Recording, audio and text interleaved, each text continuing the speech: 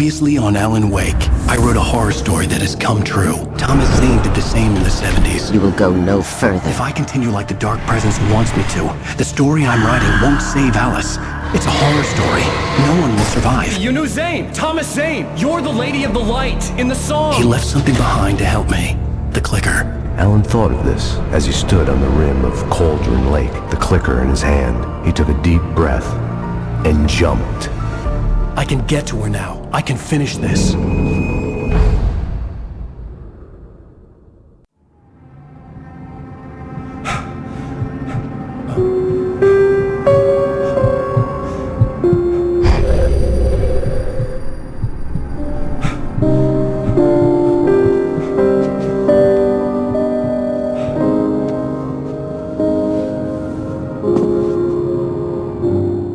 I had a hangover. My head was about to explode and the light hurt my eyes. I needed my sunglasses and painkillers to dull the pain. In one of my finer moments of self-deception, I swore to quit drinking.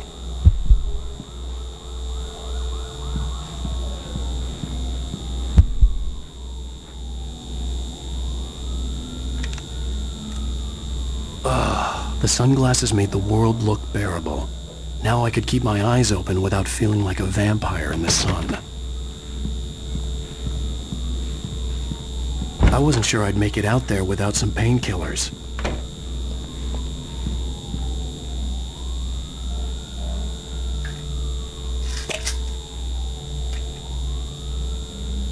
The pills worked fast. The prospect of being awake started to seem bearable again.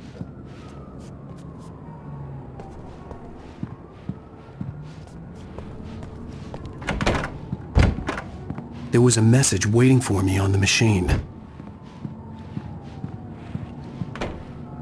You have one new message. Ow!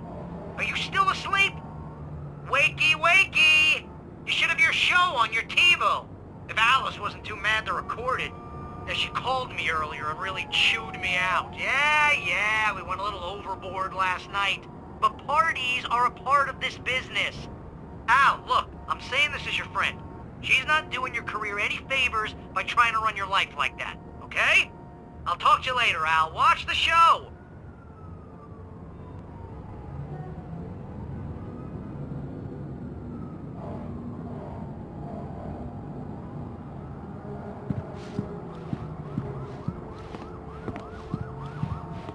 I'd been a guest on the talk show the previous night, talking about my latest book. The show was supposed to be waiting for me on our TiVo. Thank you, everybody. We have a great show tonight. I've been talking with the best-selling author Alan Wake about his new book, The Sudden Stop. Yeah, good read. Go buy it. No, it is a good read. Look, I'm gonna be honest here. Is that wise? No, but I'm gonna do it anyway. I got people who give me the lowdown on books. I'm a busy guy. But this one, I actually read from cover to cover. I mean, I'm a big fan. Wow, thanks. Now, this might be a spoiler for those who haven't read the book yet. Based on the sales figures, the 2 people out there who haven't read the book yet. But this last book is all about the death of the main character, the hard-boiled New York detective, Alex Casey. Now, there's been a lot of outrage about this. Why the hell did you kill Casey? What the hell were you thinking, man? Good riddance. No, seriously though. 7 years and 6 books is a long time. He was a gloomy guy to spend all your working hours with, and it was a good run. But it's time to explore new things. My next book will be a departure from the old for me. You selfish bastard, always thinking of yourself. Well, you've certainly given us a lot of entertainment over the years. And now that you mention it, Casey was a gloomy guy. Never had much luck with his love life with the ladies. Was that autobiographical in any way? Yeah, no kidding. Casey's lady friends tended to die on him. With Casey, it was all about his pain. No, nothing autobiographical about that. I'm a happily married man. My wife is my muse. Well, congratulations. That's great to hear. So, how's the publicity tour been treating you? Good. Great. But I gotta say, I'm glad to be back home in New York. Well, you've certainly been on the news a lot lately. Lots of parties and, You got into a fight with some paparazzi. Oh, man. Well, that guy was really in my face. I lost my temper. I know that wasn't cool. You are famous for that temper. Well, I did also write several books. Well, your latest novel is called The Sudden Stop, and it's in bookstores now. Go get it. That means the two of you out there who haven't bought it yet. Ladies and gentlemen, that's all we have for you tonight. I want to thank all our guests for the evening. Alan Wake, Sam Lake. Once more, do the face for us, Sam. There we go. And our musical guests, Poets of the Fall. Thank you. At least I'd been funny. I told myself I could live with that. Hey, honey. Did you watch the show? I didn't say anything stupid if that's what you want to know. Okay, Grumpy. You want an aspirin or something? Are you going to start with me about drinking now? You know what? Go back to sleep, Alan.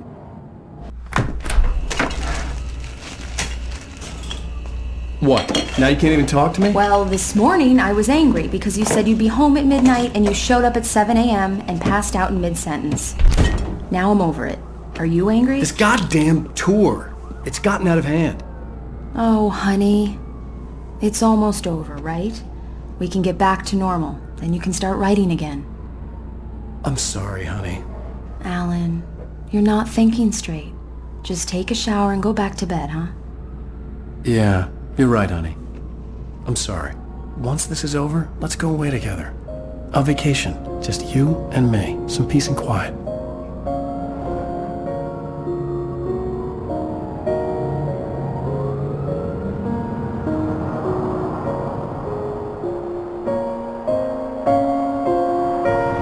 Somehow, the clicker was the key to the cabin.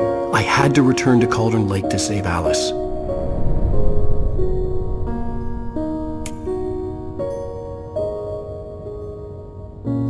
I'm going back to the lake to finish this. I'm going to write an ending to the story in the manuscript on my own terms, to make it all right. Why can't you just write it here? The last page is still in the typewriter. I need to read it first. Everything needs to be just right. Zane tried to cut some corners, and it didn't end well. Okay, ready when you are. I'm sorry, Sarah, but I need to do this alone. Barry, take her gun. Miss Weaver, close the door when I leave.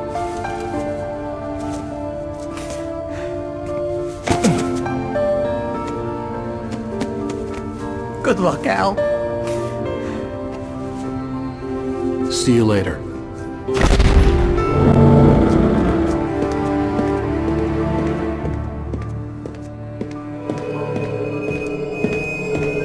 When I got out, it was warm and sunny.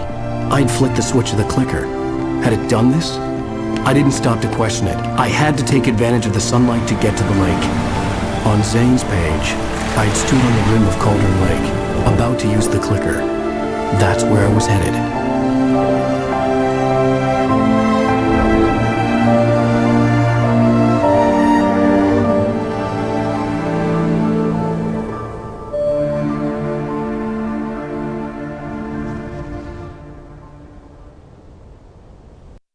Alone, in daylight, surrounded by the beauty of the Pacific Northwest landscape. It was hard not to let doubt creep in one last time. I could still chalk everything up to a dream, a delusion. I had enough imagination to make up something like this, having been in the cabin all this time, trapped in a story inside my head, gone mad from grief over Alice's death like Hartman had claimed. There would be no way of knowing. I told myself it didn't really matter. My course was set.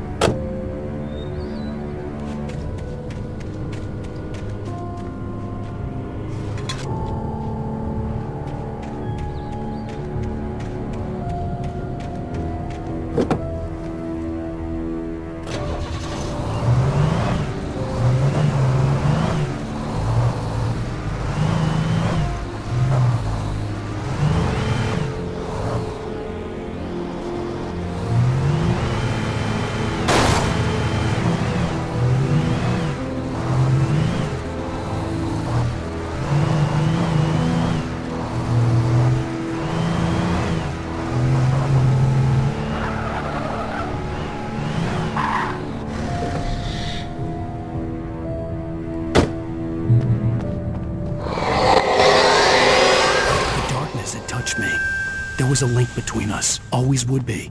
I could feel its presence again, getting closer.